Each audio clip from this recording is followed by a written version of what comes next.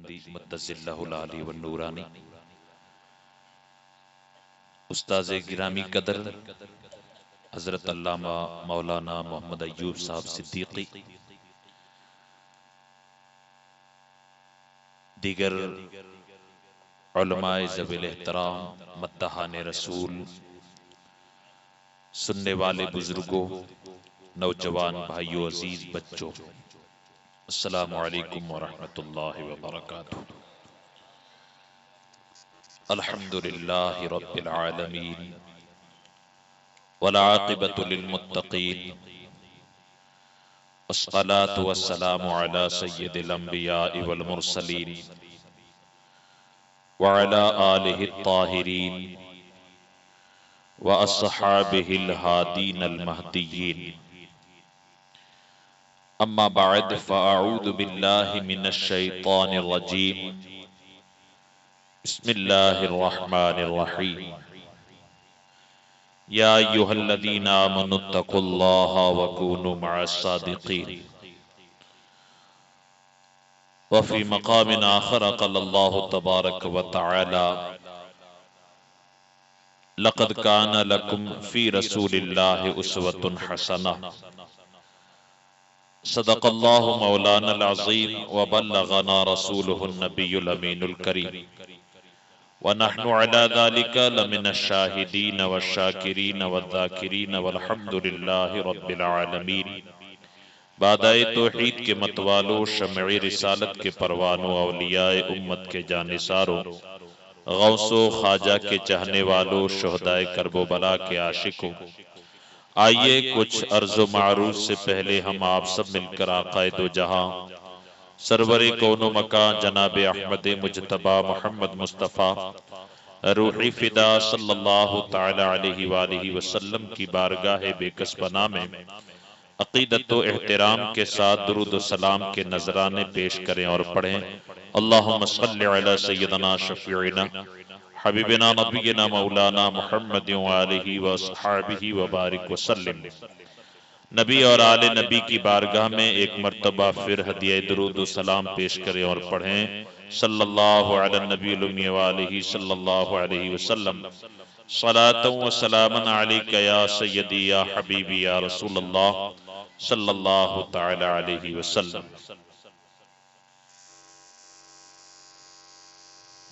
آج کا ہمارا یہ پروگرام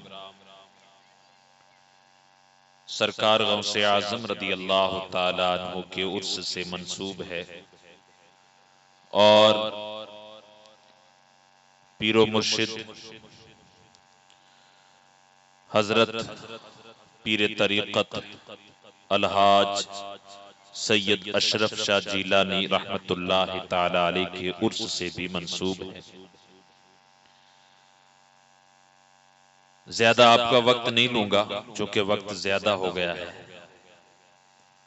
بس حضور پیر صاحب قبلہ نے ابھی جو کان میں مجھے چند باتیں حکم فرمائی ہیں وہ باتیں میں آپ تک پہنچا دوں، ٹھیک ہے؟ سننا غور سے، ادھر ادھر مت دیکھنا بھئی، تیار ہو کہ نہیں؟ ہاں، دل سے سننا۔ آج کے ہمارے جلسے کا اصل مقصد کیا ہے اور یہ جلسہ ہم نے کیوں منایا ہے؟ آپ اور ہم یہی کہیں گے کہ یہ جلسہ پیران پیر کی 11ویں منانے کے لیے اور پیر صاحب قبلہ کے عرس منانے کے لیے یہ جلسہ منعقد کیا ہے۔ فائدہ کیا ہے اس جلسے کا؟ فائدہ کیا ہے؟ ثواب ملے، اس سے زیادہ فائدہ کیا ہے؟ ہماری سماج میں سدھار آئے۔ کیا آئے؟ سماج میں سدھار آئے، قوم کی اصلاح ہو۔ قرآن مجید میں اللہ تبارک و تعالی مومنوں کو کہتا ہے اے ایمان والو۔ کون؟ اے ایمان والو، اے مومنو، اے مسلمانو، اللہ سے ڈرو۔ کیا؟ اللہ سے ڈرو اور سچوں کے ساتھ ہو جاؤ۔ کس کے ساتھ؟ پیر صاحب سے محبت کرتے ہیں نا، اولیاء اللہ سے محبت کرتے ہیں، سرکار غوث اعظم کی عقیدت مند ہیں، اہل بیت اطہار کے چاہنے اور ماننے والے ہیں۔ کیوں ان سے محبت کرتے ہیں؟ کیونکہ یہ سچے ہیں۔ کیا؟ کیونکہ یہ سچے ہیں، اس لیے ہم ان سے محبت کرتے ہیں، اور ہمارے رب نے ہمیں حکم بھی دیا ہے کہ سچوں کے ساتھ رہو۔ اب اس کا کیا مطلب ہے کہ سچوں کے ساتھ ہو جاؤ، کونو ہو جاؤ سچوں کے ساتھ؟ اس کا مطلب یہ ہے کہ ان سچوں کے رات اور دن کو دیکھو، اپنے حساب سے نہ چلو۔ ان سچوں کے رات اور دن کو دیکھو، اپنے حساب سے بے ڈھنگی رفتار نہ چلو۔ صرف نذرانے دینے سے یہ پیر راضی ہونے والے نہیں ہیں، یہ یاد رکھنا۔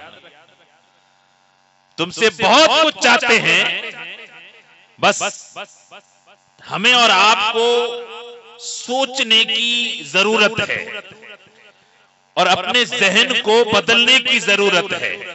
ہم یہ سمجھتے ہوں کہ صرف 150 نذرانہ دینے سے پیران لونی شریف راضی ہو جائیں گے، تو یہ ہماری بھول ہے۔ سمجھے کہ نہیں؟ ہم یہ سمجھیں کہ دعوتیں کر کے ہم ان کو منا لیں گے، یہ ہماری بھول ہے۔ آپ کو پتا ہے یہ آل ہیں سرکار غوث اعظم کے۔ کس کے؟ سرکار غوث اعظم کے آل ہیں، اور سرکار غوث اعظم کا حال یہ تھا کہ شریعت کے خلاف اگر کوئی کام دیکھ لیتے تھے تو آپ تڑپ جاتے تھے۔ ایک مرتبہ خلیفہ مستنجد باللہ اشرفیوں کی تھیلیاں نذرانے کے طور پر دینے کے لیے لے کر آیا کہ باپ جی میری طرف سے یہ آپ کی بارگاہ میں نذرانہ ہے، اس کو قبول کرو۔ سرکار غوث اعظم بڑا شہانہ لباس پہنتے تھے، قیمتی لباس۔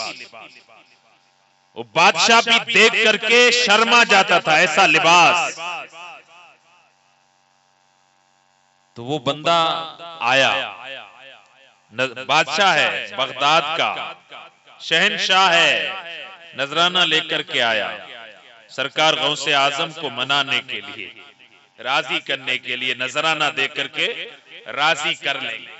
سنیو، دھیان سے سنیو، ناچنے پھدکنے گانے باجے جو بجانے والے وہ خاص کر کے سنیں کہ یہ آل کون سی ہے۔ یہ تو کرم ہے ان کا یار، بولتے نہیں ہیں، دعائیں دیتے رہتے ہیں، آتے رہتے ہیں، نوازتے رہتے ہیں۔ ورنہ حال یہاں یہ ہے کہ زمانے کا بادشاہ آیا، اشرفیوں کی تھیلیاں لے کر کے آیا کہ حضور قبول کریں۔ سرکار غوث اعظم نے فرمایا مجھے اس کی حاجت نہیں ہے، لے جا۔ اس نے ضد پکڑ لی کہ حضور میں آپ کا غلام ہوں۔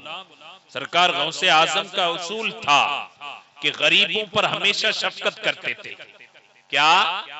غریبوں پر ہمیشہ شفقت کرتے تھے، چھوٹے لوگوں سے محبت کرتے تھے، لیکن حکمراں، قاضی، عہدیدار، بادشاہ، امیر، وڈیرے، سرکار غوث اعظم ان پر بڑے سخت رہتے تھے، بڑے سخت اسٹرانگ رہتے تھے۔ یہ بادشاہ اصرار کرنے لگا کہ حضور میرا تحفہ قبول کر لیں۔ سرکار غوث اعظم نے 2 مرتبہ تو انکار کر دیا، تیسری مرتبہ بھی اس نے اصرار کیا کہ حضور لے لیں۔ سرکار غوث اعظم نے اشرفیوں کی تھیلیاں لی اور ان کو اس طریقے سے نچوڑنے لگے، ان سے خون ٹپکنے لگا، خون نکل کر بہنے لگا۔ مجمع دیکھ کر کے دنگ رہ گیا۔ سرکار غوث اعظم نے فرمایا ظالم، پرجا کا خون چوس کر کے تو غوث اعظم کی بارگاہ میں تحفہ دینے چلا ہے۔ پھینک دیے اس کی طرف اور فرمایا اٹھ نکل جا میری دربار سے۔ میرے یہاں تو آیا ہے، اگر مہمان کا خیال نہ ہوتا تو میں ان اشرفیوں کی تھیلیوں کو اس قدر نچوڑتا کہ اس خون سے تو بھی بہہ جاتا، تیرا محل بھی اس میں ڈوب جاتا۔ یہ وہ گھرانہ ہے، جانتے سب ہیں لیکن پردہ رکھتے ہیں. سمجھے کہ نہیں؟ میرے جیسے جو مبلغ یا دین کی خدمت گزار ہیں ان سے حکم کر دیتے ہیں کہ یہ ہماری قوم ہے، یہ نانا جان کی امت ہے، یہ غوث اعظم کے دیوانے ہیں، ذرا راستے سے ہٹے ہوئے ہیں، ان کو ذرا راستہ دکھا دو، گائیڈ لائن کر دو ان کو ذرا، تاکہ پتہ چلے کہ ہم ہیں کون. قرآن میں اللہ تعالیٰ فرماتا ہے وَكُونُوا مَعَ الصَّادِقِينَ، صرف نذرانے دے کر کے سچوں کے ساتھ ہونے کا ڈھونگ نہ رچانا، صرف ہاتھ چوم کر کے ہم یہ سمجھیں گے کہ ہم نے ان کی محبت کا حق ادا کر دیا. نہیں، اللہ کی قسم یہ آل غوث اعظم ہے یار، ان کے رگ و ریشے میں دین کی خدمت کا جذبہ ہے، قوم کی اصلاح کا جذبہ ہے. یہ تو چاہتے ہیں کہ مصطفیٰ کی امت دیندار بنے، نیکوکار بنے، پرہیزگار بنے اور شریعت کے مطابق چلے. ان کی تمنا یہ رہتی ہے. سمجھے کہ نہیں؟ توجہ میری طرف ہے کہ نہیں کہ شیطان نے پھر بہکا دیا ہے؟ تو جب توجہ میری طرف رکھو، ٹھیک ہے؟ میں اچھی اچھی باتیں آپ کو کہوں گا، تھوڑی سی کڑوی ہوں گے، کیونکہ آج کل ماحول یہ ہے صرف نعتیں سن کر کے یا صرف پیاری پیاری میٹھی میٹھی تقریریں سن کر کے ہمارے بھیجے خراب ہو گئے. ہم غوث اعظم کے دیوانے ہیں، بس جنتی ہے.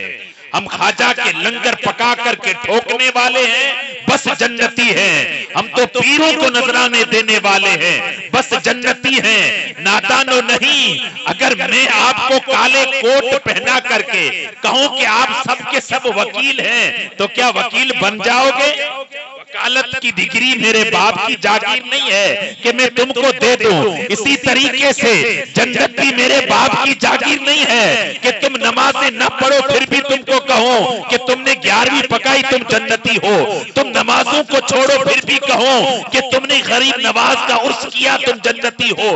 تم نمازیں نہ پڑھو پھر بھی کہوں کہ تم خانوادہ لونی شریف سے عقیدت رکھتے ہو تم جنتی ہو. نہیں نادانو، ان بزرگوں کا اصول سیکھو، کیونکہ قرآن کا حکم ہے ان کے ساتھ چلو، مطلب ان کے رات اور دن کو دیکھو. یہ نمازی ہے، تمہیں نمازی بننا پڑے گا. ان کے گھروں میں پردہ ہے، تمہیں اپنی عورتوں کو پردہ کروانا پڑے گا. بے شک نعرہ تکبیر، نعرہ رسالت، جشن غوث اعظم. سبحان اللہ سبحان اللہ. دین کا تماشا نہ بناؤ، یا سراسر سنگ یا سراسر موم ہو جاؤ. وہ دو رخی چھوڑ یک رنگ ہو جا، بے شک یا سراسر موم یا سنگ ہو جا. اگر مومن ہیں، اگر کلمہ پڑھنے والے ہیں، اگر بزرگوں کے عقیدت مند ہیں، اگر سادات کرام کے چاہنے اور ماننے والے ہیں تو دین کی پاسداری کرنی پڑے. سبحان اللہ. بے شک. سمجھے؟ یہ پردے سے محبت کرتے ہیں. شادیوں میں بیٹیوں کو نچانا ان کو پسند نہیں ہے. بات سمجھ میں آئے کہ نہیں؟ کہ ذرا کھل کر کے بتا دو، بتا دو کھل کر کے. بھلے بھائی مجھے آئندہ مت بلانا، اللہ آپ کا بھلا کرے، بیڑے پار رکھے، آپ کی کوئی ٹینشن نہیں ہے، لیکن حق بات کہنا ہمارا فرض ہے. سمجھے کہ نہیں؟ بھائی چند دن کی دنیا ہے یہ، یہاں رہنا کتنا ہے؟ یہاں ہمارے دادا آئے چلے گئے، پردادا آئے چلے گئے، پیڑیاں چلی گئی. یہ زمین یہیں پر رہ گئی، یہ مکان یہیں پر رہ گئے، یہ کاروبار یہیں پر رہ گئے، سب ختم ہو گیا. مر گئے نا، آنکھیں بند ہو گئی ان کی، قبر میں چلے گئے. نہ جانے ان کے ساتھ کیا ہو رہا ہے. زمانہ ترقی کر رہا ہے، آج لوگ فضول خرچیوں سے بچ رہے ہیں، سادگی کے ساتھ شادیاں کر رہے ہیں، اپنی بچیوں کی بیاہ کر رہے ہیں، بچوں کی شادیاں کر رہے ہیں. اور ایک قوم مسلم ہے کہ شادی جو میرے مصطفیٰ کی سب سے آسان سنت تھی، جو نارمل خرچے میں پوری ہو جانے والی سنت تھی، آج قوم مسلم نے اس سنت کو اس قدر بھاری اور بھیانک کر دیا ہے کہ شادی کا سوچتے ہی ماں باپ کے پیشانیوں پر پسینہ آ جاتا ہے کہ دو بیٹیاں بیٹیوں کو کیسے بھی آئیں گے، 4 بیٹیوں کی شادیاں کیسے کریں گے، بیٹے کی شادیاں کیسے کریں گے. یہ رسم و رواج سے نکلو یارو. دین آسان ہے، مشکل نہیں ہے. شریعت آسان ہے، مشکل نہیں ہے. اس کے اندر بھلائی بھلائی ہے، فائدہ ہی فائدہ ہے. لیکن ہم ہیں، ایک طرف سے ہمیں دنیا کے رسموں نے گھیرا ہے، ایک طرف سے ہم کو نفس امارہ نے گھیرا ہے، اور ایک طرف سے ہم پر شیطان حملہ آور ہے. جب بھی ایسی باتیں سنتے ہیں دل ماننے کے لیے تیار نہیں ہوتا ہے. اگر یہاں مان بھی لیا، گھر جا کر جیسے ہی اپنی بیوی سے، بہن سے، ماں سے، بیٹی سے کہتے ہیں کہ آج کے بعد شادیوں میں بینڈ باجے نہیں ہوں گے، گانے نہیں ہوں گے، ناچ نہیں ہوگا، تو وہ تو تپ جاتی ہیں، گرم ہو جاتی ہیں. نہیں نہیں، ایسا نہیں چلے گا. یہ مولوی تو کہتے پھریں گے. ان بہنوں کو کہو کہ یہ مولوی اور یہ پیر ہی تمہارے خیر خواہ ہیں. یہ ناچنا، یہ گانا یاد رکھنا دنیا میں تمہیں تباہ کرنے والی چیزیں ہیں، اور قبر میں سانپ کی شکل میں یہ تمہارے لیے عذاب بن کر کے مسلط ہو جائے. اللہ اکبر. ان صنف نازک حوا کی بیٹیوں کو سمجھاؤ، لیکن کیسے سمجھائیں؟ ہم خود نہیں سمجھے. سمجھا؟ ہمارے سرپنچ صاحب بیٹھے ہیں، اگر یہ آپ میں سے کسی سے پوچھیں کہ بھئی آپ کا دھرم بڑا پیارا ہے، آپ کے دھرم کو سمجھانا چاہے، آپ میں سے کسی کو کہیں کہ مذہب اسلام کی ویکھیا کیا ہے، مذہب اسلام کا مطلب کیا ہے، کون سمجھا سکے گا؟ کیوں؟ دین صرف پیروں کی یا مولویوں کے لیے، یا تمہارے لیے بھی ہے؟ کلمہ تو پڑھانا. قرآن تمہارے لیے نازل ہوا، انبیاء کرام ہمارے لیے تشریف لائے، اور اولیاء کرام ہماری جماعت کے اندر موجود ہیں. سرکار غوث اعظم بھی ہمارے ہیں نا. زندگی بھر دین کی تبلیغ کرتے رہے، چوروں کو ابدال بناتے رہے، ڈاکوؤں کو دیندار بناتے رہے، بے نمازیوں کو نمازی بناتے رہے. ارے ان کا حال یہ تھا، سرکار غوث اعظم خود فرماتے ہیں کہ 25 سال میں نے اس طرح گزارے ہیں کہ صرف جنگلوں میں رہا، پتے کھائے، جنگلوں میں درختوں کے پتے کھائے، جنگل میں پانی پیا، اور صرف اللہ اللہ کرتا رہا. اور حال کیا ہے پتہ ہے؟ مقام کتنا ہے؟ پیدا ہوتی ولی. کیا ہے؟ پیدا ہوتے ہی ولی ہیں. حضرت جنید بغدادی رضی اللہ تعالیٰ عنہ غوث اعظم سے 200 سال پہلے ہیں، مریدین کے درمیان بیٹھے ہیں. یکا یک اپنے ایک مرید کو اپنا خرقہ یعنی جبہ مبارک اتار کر کے دیتے ہیں، اور کہتے ہیں بیٹے یہ میری امانت ہے، اس کو سنبھال کر کے رکھ. کہا حضور کیوں؟ کہا کہ یہ امانت ایک بندے تک پہنچانی ہے. مجھ سے 200 سال بعد غوث اعظم پیدا ہوں گے جو آل نبی میں سے ہوں گے، اور مقام یہ ہوگا کہ تمام ولیوں کی گردنوں پر ان کا قدم. سبحان اللہ سبحان اللہ. بہت خوب، ماشاءاللہ. حال سنا؟ حال کہ نہیں سمجھے؟ مقام کیا ہے؟ ان کی ولادت سے 200 سال پہلے اولیاء ان کی ولایت کی پیشین گوئیاں کر رہے ہیں، ان کی غوثیت کی پیشین گوئیاں کر رہے ہیں. ان کا مقام بتا رہے ہیں کہ جیلان میں پیدا ہوگا، بغداد میں بسے گا، آل نبی میں سے ہوگا. مقام یہ ہوگا کہ اعلان کرے گا بغداد کی سرزمین پر، قدمی ہاتھ ہی علی رقبت کل ولی اللہ، کہ میرا یہ قدم اللہ کے ہر ولی کے گردن پر ہے. تو شمال و جنوب، مشرق و مغرب، روئے زمین پر جتنے بھی اولیاء ہوں گے سب کے سب اپنی گردنوں کو جھکا دیں. نعرہ تکبیر، نعرہ رسالت، جشن غوث الورا، خطیب اہل سنت، نعرہ تکبیر، نعرہ رسالت. شان یہ ہے، ماشاءاللہ. شان یہ ہے، ولیوں کے سردار ہیں. مقام یہ ہے کسی کو ولایت ملے تو غوث اعظم کے در سے ملے، اور اگر کوئی ان کی ولایت کا انکار کرے تو ولایت ان سے چھن جائے. یہ شان ہے.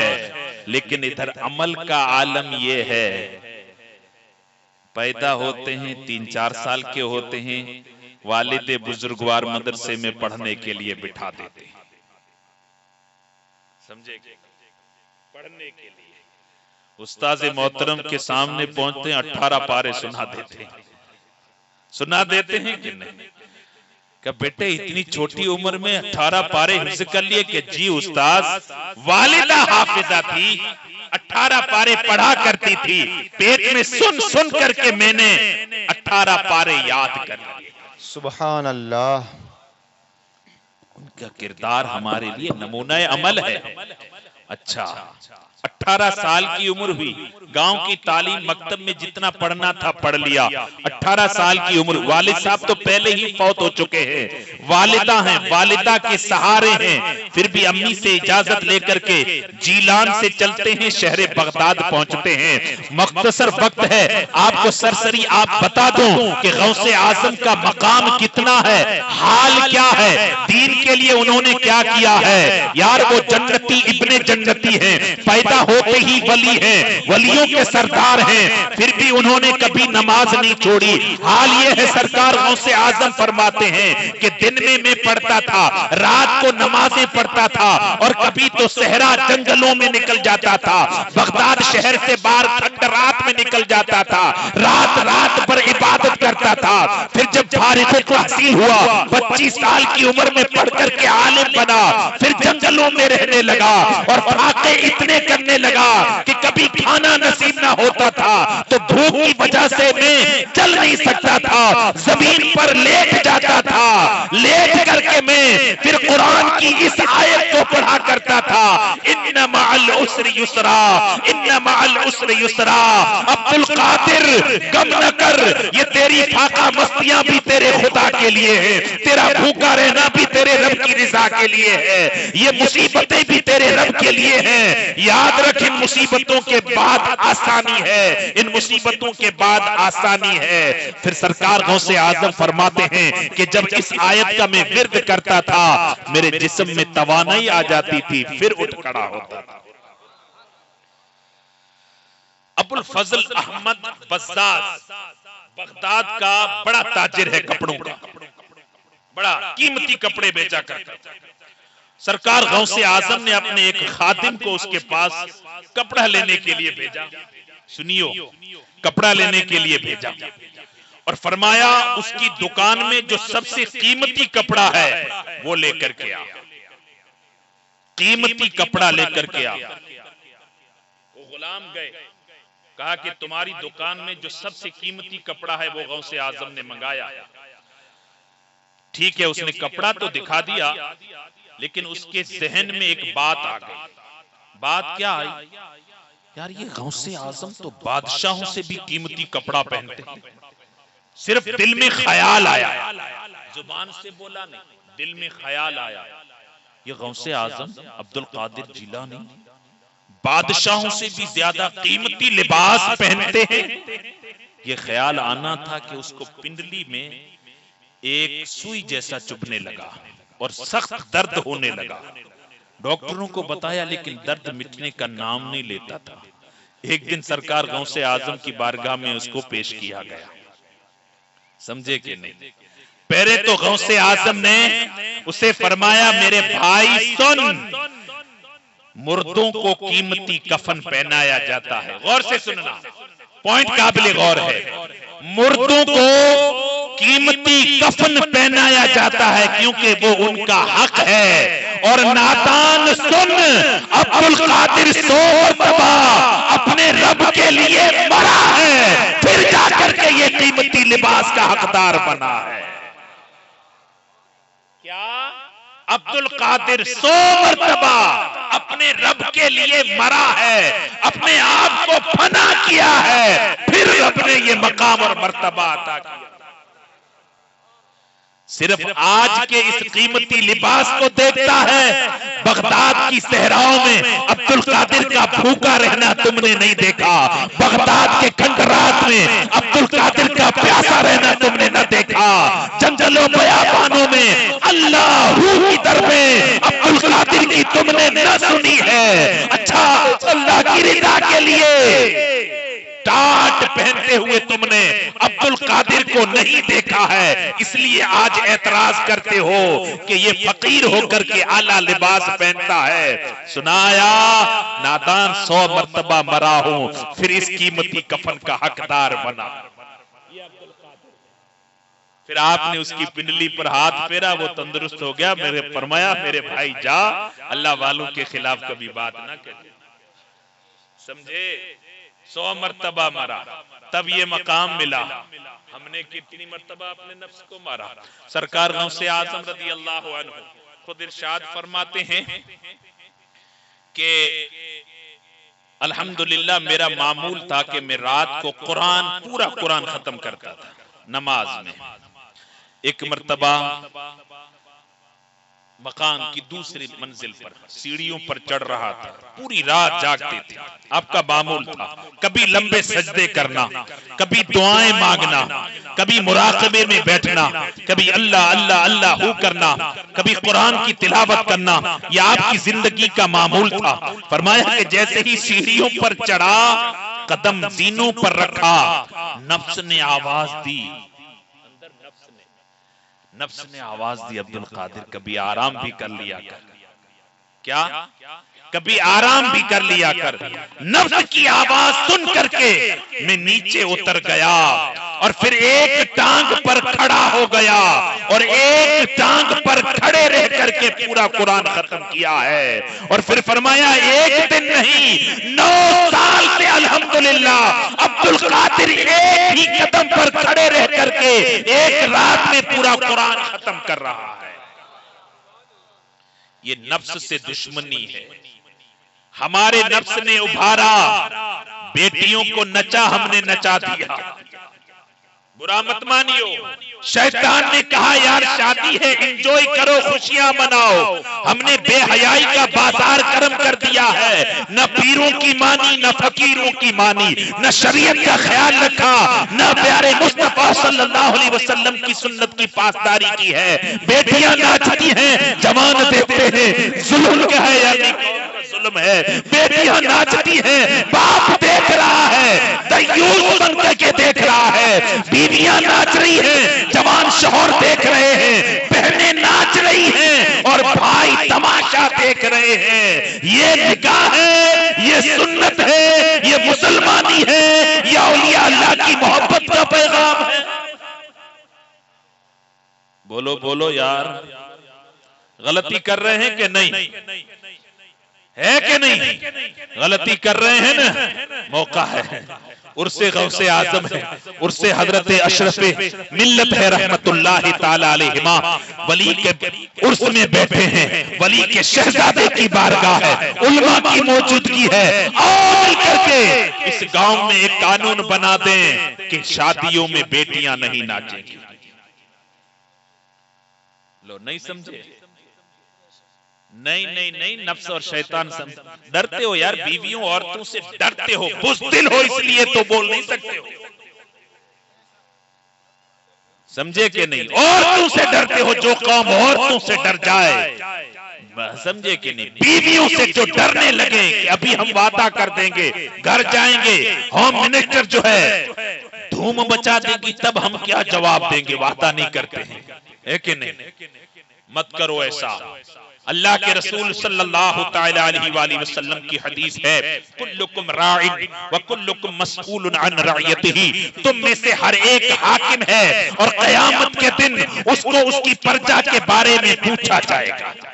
یہ تمہاری اولاد تمہاری پرجا ہے، بیوی بھی تمہاری محکوم ہے، تمہارے بچے بھی تمہارے محکوم ہیں۔ ایک حدیث ہے، اللہ کے رسول صلی اللہ تعالی علیہ وآلہ وسلم ارشاد فرماتے ہیں کہ قیامت کے دن مرد کے خلاف سب سے پہلے جو مدعی بن کر کے اللہ کی بارگاہ میں کھڑے ہوں گے وہ اس کے بچے اور اس کی بیوی ہوگی۔ مرد کے خلاف قیامت کے دن سب سے پہلے جو اللہ کی بارگاہ میں دعویٰ دائر کریں گے وہ اس کے بچے اور اس کی بیوی ہوگی۔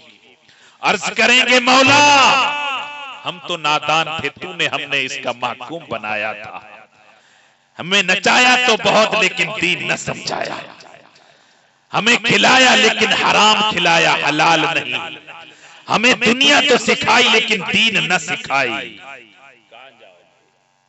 اللہ کے رسول فرماتے ہیں افسوس انسان سب سے پہلے قیامت کے دن اپنوں ہی کے وجہ سے جہنم کی آگ میں جائے گا۔ جس بیوی سے محبت اس کی وجہ سے جہنم میں جائے گا۔ جن بچوں کے لیے رات دن ایک کر رہے ہو نا، ان کو حرام کھلایا، دنیا سکھائی، بے حیائی سے نہیں روکا، دین کی طرف مائل نہیں کیا، نمازوں کی طرف مائل نہیں کیا، بلکہ وہ تو آپ کے پاس اللہ کی امانت ہے، باپ کی جاگیر نہیں ہے، اولاد اللہ کی امانت ہے، اور اس امانت کا حق یہ ہے کہ اس کا اچھا نام رکھو، اس کا عقیقہ کرو، اور اس کو اچھی تعلیم دو، دین دو، اخلاق مند بناؤ۔ جب بالغ ہو جائے تو نیک اور اچھا رشتہ اس کے لیے تلاش کر کے اس کی شادی کرو، یہ اس امانت کا حق ہے، اور اس کو حلال غذا کھلاؤ، یہ اس کا سب سے بڑا حق ہے۔ اور ہم ان تمام باتوں میں پھیل ہیں۔ آج کل نام بھی اللہ جانے کیسے کیسے رکھتے ہیں، بچیوں کے نام بھی الگ، بچوں کے نام بھی الگ، اور دوسری بات یہ ہے کہ بچے اللہ جانے کیسے پڑھ رہے ہیں، زبان کھلی ہے لیکن اللہ کا نام اس کو ہم نے نہیں سکھایا، نہ ہم نے لیا نہ بچوں کو سکھایا، سمجھے کہ نہیں؟ بالغ ہو گیا اس کو نہانے کا طریقہ نہیں سکھایا، بچی بالغہ ہو گئی اس کو غسل کا طریقہ نہیں سکھایا، کھانا بنانے کا طریقہ سکھاتے ہیں لیکن بچی کو نہانے کا طریقہ نہیں سکھاتے ہیں، ازدواجی زندگی کے اصول نہیں سکھاتے ہیں۔ یار افسوس تو اس وقت ہوتا ہے کہ ہمارا معاشرہ شادیوں میں اپنے مونچھ کو داؤ دے کر کے بڑے بڑے خرچے کرتا ہے، ڈی جے ساؤنڈ لگا کر کے، ناچنے گانے والیوں کو بلا کر کے تو بہت شور شرابہ کرتا ہے، لیکن اس ظالم کا حال یہ ہے کہ جس بچی کی شادی ہو رہی ہے اس بچی کو نہانے کا طریقہ نہیں آتا ہے، جس بچی کی شادی ہو رہی ہے اس کو قرآن پڑھنا نہیں آتا ہے، جس بچی کی شادی ہو رہی ہے اس کو یہ تک پتا نہیں ہے کہ تمہاری ازدواجی زندگی کے مسائل کیا ہے، اور باپ بڑی شان و شوکت کے ساتھ بچی کی شادی کر رہا ہے۔ افسوس نہیں ہے؟ بدلو اپنے آپ، بھائی کھوٹا لگا ہے، برا لگتا ہو تو نیاز پکی ہوئی ہے، 2 لقمے زیادہ کھا لینا، لیکن الحمدللہ مرشد نے حکم دیا ہے وہ حکم تو میں پورا کر کے رہوں گا۔ یہ اپنی طرف سے نہیں کہتا ہوں، سمجھے کہ نہیں؟ میں ریموٹ کنٹرول پر چلتا ہوں مرشدوں کے۔ بات سمجھ میں آ رہی کہ نہیں؟ ہاں، تم یہ نہ سمجھو کہ یہ سنجیدہ پیر کچھ کہتے نہیں ہیں اور ہم اندھی دنیا چلاتے رہیں گے، نہیں نادانو، دکھ ہوتا ہے ان کو یار، شادیوں میں آتے ان کو شرم آتی ہے، دنیا تانے مارتی ہے، پیر صاحبوں تم بڑے بڑے نذرانے لیتے ہو، تمہارے پیر عورتوں اور بچیوں، تمہارے مرید عورتوں اور بچیوں کو نچاتے ہیں، تب ان کا کیا حال ہوتا ہے؟ ان کا تب کیا حال ہوتا ہوگا؟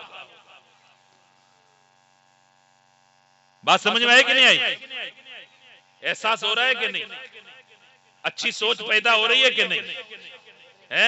بدلو، سوچ بدلو، دنیا بدل گئی ہے، ترقی ہے، دنیا ترقی پر ہے، ہمیں بھی ترقی کرنی ہے دین کے اندر، ایجوکیشن ضروری ہے، دین کا بھی اور دنیا کا بھی، اور آپ کو بتا دوں دین کا ایجوکیشن جو ہے وہ اتنا امپورٹنٹ ہے کہ آپ کو زندگی کا ہر مسئلہ سکھا دے گا، اور دنیا کا ایجوکیشن آپ کو دنیا کیسے کمانی ہے، چیٹنگ کیسے کرنی ہے، رشوت کیسے لینی ہے، سود کیسے وصول کرنا ہے، یہ طریقے تو زیادہ تر سکھائے گا، فراڈ کیسے کرنا ہے، یہ تعلیم تو تمہیں دنیا کی اسکولوں میں ضرور ملے گا، لیکن تمہیں امانت داری کیسے اپنانی ہے، حیا کا دامن کیسے تھامنا ہے, سچ کا دامن کیسے تھامنا ہے, سچ کا دامن کیسے تھامنا ہے, معاشرے کے اندر دینداری کیسے پھیلانی ہے, یہ تمہیں اگر سکھائے گا تو دینی ایجوکیشن سکھائے گا, یہ تمہیں سکھائے گا تو مدرسے سکھائیں گے. کیوں؟ میرے مصطفیٰ صلی اللہ تعالی علیہ وسلم کی ذات کے بارے میں رب تبارک و تعالی فرماتا ہے لقد کان لکم فی رسول اللہ اسوۃ حسنہ. اے دنیا والو, تمہیں اگر دنیا کے اندر کوئی مسئلہ سمجھ میں نہ آئے تو میرے پیارے محبوب کی ذات کو پڑھنا. کیا پڑھنا؟ میرے محبوب کی ذات کو پڑھنا.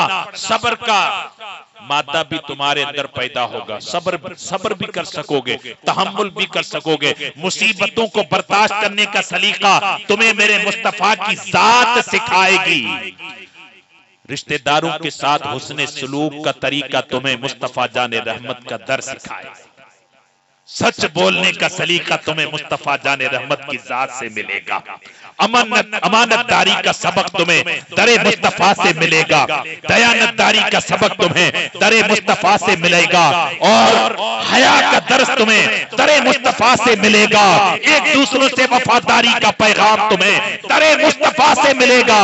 اس لیے لوگوں, میرے مصطفیٰ کی ذات تمہارے لیے آئیڈیل ہے. تمہیں اگر زندگی گزارنی ہے مصطفیٰ کے رات اور دن کو پڑھو, تمہیں اپنی زندگی گزارنے کا سلیقہ مل جائے گا. ہم اندھیروں میں بھٹک رہے ہیں, سمجھے کہ نہیں؟ ہم اندھیروں میں بھٹک رہے ہیں. ہمارے آئیڈیل تو وہ تھے نا, ہم کو تو اللہ نے حکم دیا کہ پیارے مصطفیٰ کو اپنا آئیڈیل بناؤ. وہ سچے تھے, تمہیں سچا بننا ہے. وہ حیادار تھے, تمہیں حیا اپنانی ہے. وہ امانت دار تھے, تمہیں امانت دار بننا ہے. وہ بہن بیٹیوں کی عزت کے رکھوالے تھے, تمہیں بہن بیٹیوں کی عزت کا رکھوالا بننا تھا, نہ کہ بہن بیٹیوں کی عزت پر ڈاکہ ڈالنے والا. اللہ کے رسول صلی اللہ تعالی علیہ وآلہ وسلم نے ارشاد فرمایا کہ حیا اور ایمان ایک دوسرے سے ملے ہوئے ہیں. جب ان میں سے ایک جدا ہوتا ہے نا تو دوسرا خود بخود جدا ہو جاتا ہے. دعوے ایمان کے کریں لیکن معاشرے کے اندر حیا نہ ہو, شرم نہ ہو تو معاشرہ تباہ ہو جاتا ہے. آخری بات آپ کو عرض کر دوں, سرکار غوث اعظم رضی اللہ تعالیٰ عنہ کی ذات اتنی باکمال ہے, اتنی باکمال, لیکن آپ کے جود و سخا کا حال یہ ہے. ان کے بیٹے سیدنا عبد الرزاق رحمت اللہ تعالی علیہ فرماتے ہیں کہ کبھی کبھی لاکھوں درہم کا نذرانہ بابا جان کی بارگاہ میں حاضر ہوتا تھا, لوگ پیش کرتے تھے. شام ہوتے ہوتے وہ سب غریبوں اور مسکینوں میں تقسیم ہو جاتا تھا. ایک مرتبہ ایک بزرگ کا قول ہے, فرماتے ہیں کہ ہم سرکار غوث اعظم کی بارگاہ میں بولے شام تک بیٹھا رہا, لیکن کسی کو کوئی چیز دیتے ہوئے نہیں دیکھا. یعنی پہلے جب بھی آتا تھا تو کوئی اشرفی لے کے جاتا تھا, کوئی درہم و دینار لے کر کے جاتا تھا, کوئی کھجور لے کر کے جاتا تھا, کوئی آٹا, کوئی روٹیاں, کوئی کپڑے, کچھ نہ کچھ لوگ لے کے جاتے تھے.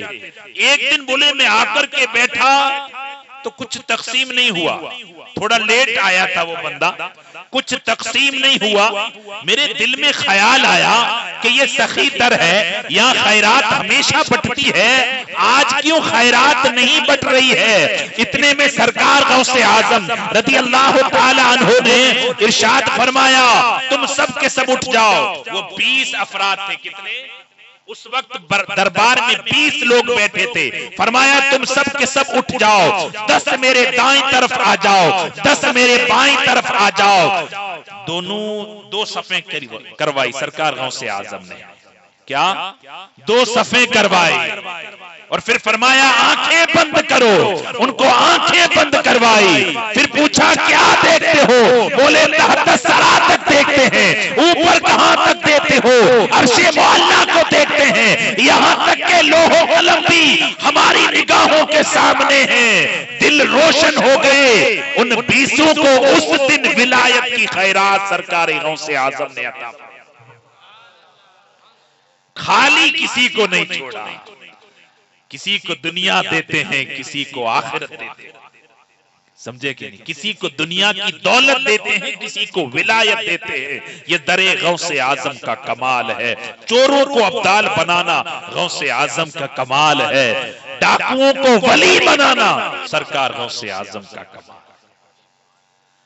آخری بات آپ کو عرض کرتا ہوں میرے بھائیوں, ہمیں اولیاء اللہ کا جو دامن ملا ہے, ہم بڑے خوش نصیب ہیں, بڑے خوش نصیب ہیں. لوگ رہنماؤں کے لیے تڑپتے ہیں لیکن ان کو صحیح رہنما اور لیڈر نہیں ملتے. ہم بختور ہیں کہ ہمیں اللہ نے اپنے محبوب کی امت میں پیدا فرمایا اور غوث اعظم جیسے رہنما اور قائد عطا فرمایا. خانوادہ لونی شریف سے پھر ہمیں منسلک فرما دیا. یہ ان کا کمال, یہ رب کا کمال ہے, یہ اس کی عطا ہے. اولیاء اللہ ان بندوں سے بڑے خوش ہوتے ہیں جو دین کا خیال رکھتے ہیں. سمجھے کہ نہیں؟ آخری بات ہے بھائی, یہ اولیاء اللہ, یہ پیران اعظام سادات کرام, ان کو خوشی اس وقت ہوتی ہے جب یہ اپنی مریدوں کے اندر دین کا جذبہ دیتے ہیں. پہلا پیغام یہ کہ آپ کو نماز کی پابندی کرنی ہے. یہ میں نہیں, یہ حضرت کا حکم ہے, قرآن کا حکم ہے, لیکن حضرت نے مجھے فرمایا کہ مولانا یہ ضرور تاکید کرنا. پیر صاحب کا حکم میں آپ تک پہنچا رہا ہوں بھئی. آپ نے سن لیا پیر صاحب کا کیا حکم ہے بھائی؟ نماز کی پابندی کرو. دوسرا حکم جو سب سے اہم, کہ شادیوں کے اندر گانے باجے بند کرنے کی تاکید. ان کو کہو, یہ پیغام میں نے آپ تک پہنچایا. اور تیسرا, موت میت کے اندر یہ جو دعوتیں دے دے کر کے ہم لوگوں کو بلاتے ہیں, اس کو ذرا کم کرتے ہیں. سمجھے کہ نہیں؟ کسی کے گھر میت ہو جائے تو اس کے گھر ڈاکہ نہیں ڈالا جاتا ہے, اس کی حوصلہ افزائی کی جاتی ہے, اس کی تعزیت کی جاتی ہے, اس کے غم میں شریک ہونا پڑتا ہے. نہ یہ کہ ہم 8-10 دن تک اس کے گھر بیٹھے رہیں اور نانی کا مال سمجھ کر کے ان کے گھر کھاتے پیتے رہیں. یہ شریعت کے خلاف ہے. سمجھے کہ نہیں؟ اللہ کے رسول صلی اللہ تعالی علیہ وسلم کا اصول یہ تھا کہ جس گھر میں میت ہو جاتی تھی اس گھر میں چولہا نہیں جلنے دیتے تھے, بلکہ صحابہ کرام کے گھروں سے اللہ کے رسول خود اپنے گھر سے دلیا بنا کر کے, تلبینہ جس کو بولتے ہیں, جو کا دلیا دودھ میں پکا کر کے شہد ڈال کر کے جہاں میت ہو جاتی تھی وہاں لے جا کر کے میت کے گھر والوں کو, رشتہ داروں کو کھلاتے تھے. صحابہ کرام ان کے یہاں کھانا لے جا کر کے ان کو کھلاتے تھے. ہمارا معاملہ الٹا ہو گیا ہے. بہت سی سماجوں کے اندر آج کل پریورتن آ گئی ہے. بھئی ایجوکیشن جو ہے, دین دنیا دونوں کا ایجوکیشن مضبوط کرو. تمہاری اسکول مضبوط نہیں ہے, تمہارا مدرسہ مضبوط نہیں ہے. چھوٹے چھوٹے دیہات بھی آج ترقی کر رہے ہیں, نہیں کر رہے ہیں ایسا نہیں ہے. سمجھے کہ نہیں؟ بس ضرورت اس بات کی ہے کہ فضول خرچیوں کو بند کرو. فضول خرچیاں جو ہیں ان کو بند کرو, آنے والی نسل کے لیے کچھ اچھا کام کرو. سمجھے؟ ہر آنے والا زمانہ وقت بہت تنگ ہوتا جا رہا ہے. بہت مصیبتوں کا سامنا ہماری آنے والی نسل کو کرنا پڑے گا. اگر تم نے اپنے بچوں کو ایجوکیشن, دنیا اور دین کی تعلیم کی طرف مائل نہیں کیا, یہی بے ڈنگی رفتار چلتے رہے, یار شادیوں میں لاکھوں کا خرچہ اور بچوں کے ایجوکیشن کے لیے کچھ بھی نہیں. غلط ہے کہ نہیں؟ موت میں, میت میں ہزاروں کا خرچہ میت کے کھانے میں, لیکن بچوں کے بھویشیہ اور مستقبل کے لیے کچھ بھی نہیں. غلط ہے کہ نہیں؟ تو آج کے اس مقدس پروگرام کا یہ پیغام ہے, نماز مصطفیٰ کی آنکھوں کی ٹھنڈک ہے. اے غلامان مصطفیٰ ہمیں نماز پڑھنی ہے. یار نیت کے ساتھ اللہ کا رزق کھاتے ہو, نماز اللہ کا فرض ہے. سمجھے کہ نہیں؟ اگر اس کی بارگاہ میں سجدہ کرو گے تو وہ راضی ہوگا. آنکھیں رب نے دی ہے نا، چاہتا تو اندھا پیدا کرتا، لیکن اس نے آنکھیں دی ہیں، زبان دی ہے، کان دیے، ہاتھ پیر دیے، اللہ تبارک و تعالی نے عطا فرمائے، تو اس کا رزق کھا کر کے اس کی بارگاہ میں 2 سجدے ہم نہیں کر سکتے، نماز نہیں پڑھ سکتے ہیں؟ نیت کے ساتھ ہاتھ اونچا کرو کہ انشاءاللہ نماز پڑھیں گے، اپنے بچوں کو بھی نماز پڑھائیں گے. پیر کی محفل ہے، ذرا دھیان سے نماز. جوانوں، یہ موبائلوں میں رات دن مت پڑے رہو، تمہاری زندگی بڑی قیمتی ہے، تم اس قوم کا آنے والا سرمایہ ہو، لہذا تم برباد ہو جاؤ گے تو قوم کا بیڑا غرق ہو جائے گا، تم سدھرو تو قوم سدھرے گی. یہ قوم کے کھیویے تم ہو، کشتی باں تم ہو، اگر تم نے قوم کو نہیں تیرا، تم بے حیا بد اخلاق بنے رہے، موبائلوں میں غرق رہے، ایک دوسرے کے ساتھ مستی مذاقوں میں پڑے رہے، تو بیچاری اس امت کا کیا ہوگا، اس قوم کا کیا ہوگا؟ تم تو دل کے ساتھ مسجد میں آیا کرو. یہ بوڑھوں کو زیادہ کہتے ہیں، یہ ناراض ہو جاتے ہیں، تم تو میری عمر کے ہو، تم تو سدھرو. سمجھے کہ نہیں؟ جوانوں، نمازوں کی طرف آؤ. اچھا، دوسرا، شادی بیاہ کے اندر یہ جو ہم خرافات آج تک کرتے آ رہے ہیں، طلاق دو ان خرافات کو، چھوڑ دو، اپنے معاشرے سے نکال دو. محفل رکھاؤ، میلاد رکھاؤ، سادات کرام کو بلاؤ، ان سے دعائیں کرواؤ، تاکہ بچے کے جو بچے پیدا ہوں وہ نیک صالح پیدا ہوں. جن شادیوں میں ڈھول بجے اور ماں باپ یوں دعا کریں، یا اللہ فرما بردار اولاد عطا کر، تیری بھول ہے نادان. شادی میں تو راضی شیطان کو کر رہا ہے اور دعا مانگ رہا ہے اللہ سے کہ فرما بردار اولاد پیدا عطا فرما. مت کر. یہ 2 رنگی چھوڑ، یا تو خدا کا بن یا شیطان کا بن جا. اور بننا کس کا ہے؟ خدا کا بننا ہے، شیطان کا نہیں. شیطان کے جو بنے غرق ہو گئے، ان کے نیست و نابود ہو گئے، ان کا نام و نشان مٹ گیا. اور جو رحمان کا بنا وہ کل بھی زندہ تھے، آج بھی زندہ ہیں، صبح قیامت تک زندہ رہیں. وہی ہے کہ نہیں؟ غوث اعظم کس کے بنے؟ رحمان کے. 800-900 سال ہو گئے، آج بھی کروڑوں دل میں غوث اعظم زندہ. غریب نواز کو 800 سال ہو گئے، وہ شیطان کے نہیں رحمان کے بنے.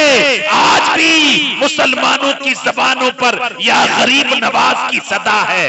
کیوں؟ وہ رحمان کے بنے. اللہ نے ان کو ہمیشہ کے لیے زندہ کر دیا ہے. بلال حبشی کا نام سنا ہے؟ ایک کالے غلام تھے، حبشہ کے رہنے والے تھے، رنگ تو کالا تھا، نین نقشہ بھی اچھا نہیں تھا، لیکن بنے وہ رحمان والے. آج کروڑوں دلوں میں زندہ ہے. اور ایک ابو جہل ہے، ہاشمی گھرانے سے تعلق ابو لہب ہے، ہاشمی گھرانے سے تعلق رکھتا ہے، نبی کا چچا ہے، لیکن شیطان والا بنا تو آج لوگ اس پر لعنت کر رہے ہیں کہ نہیں؟ جو رحمان والے بنے، کل بھی زندہ، آج بھی زندہ ہیں، قیامت تک زندہ رہیں گے. اور جو شیطان والے بنتے ہیں وہ مٹ جاتے ہیں. اس لیے تم رحمان والے بنو، اپنے کاموں کو سدھارو، اللہ تعالیٰ تمہاری مدد فرمائے گا. وما علینا الا البلاغ. السلام علیکم.